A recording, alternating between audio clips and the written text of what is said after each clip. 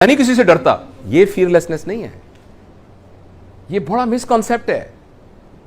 मैं बात मुंह के ऊपर कह देता हूं, इससे ज्यादा स्टूपिड बात कोई नहीं हो सकती। मैं गलत बात बर्दाश्त नहीं करता, भाई साहब फिर आपका करैक्टर क्या, वो बात तो गलत ही बर्दाश्त करनी होती है। आपने देखा कुछ लोगों का, मैं गलत बात बर्दाश्त नहीं करता, भाई साहब आपका क्या करैक्टर हुआ? मैं सिर्फ अच्छी बात बर्दाश्त करता हूं, आप क्या बर्दाश्त करते हैं भाईजान?